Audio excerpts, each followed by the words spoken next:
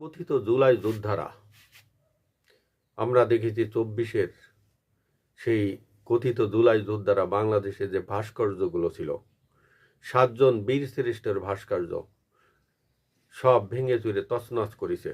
মেহেরপুরে যে অস্থায়ী সরকার হয়েছিল, সেই মেহেরপুরের অস্থায়ী সরকার এর মন্ত্রী পরিষদের সবারই ভাস্কর্য সেখানে ছিল। বাংলাদেশের অনেক এই 7 জন বীর শ্রেষ্ঠের ভাস্কর্য ওখানে ছিল। বাংলাদেশের অনেক যোদ্ধার 71 সালের যোদ্ধাদের ভাস্কর্য ওখানে ছিল এবং নাম না জানা অনেক যোদ্ধাদের সেই ভাস্কর্যগুলো ওয়ালে সেখানে সুন্দরভাবে করা ছিল, সবগুলো ভেঙে চুরে তছনছ করে ফেলাইছে।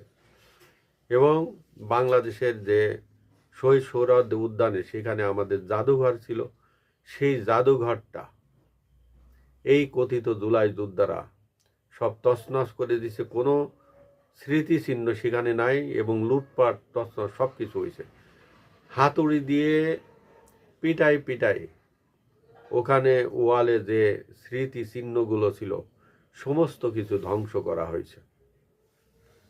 এই জুলাই যোদ্ধারা এই জুলাই সন্ত্রাসীরা এই কাজগুলো করেছে, এইটার বিচার আমরা সবাই চাই। সুস্থ এবং বিবেকবান মানুষ সবাই এই ধ্বংসযজ্ঞের বিচার চাই।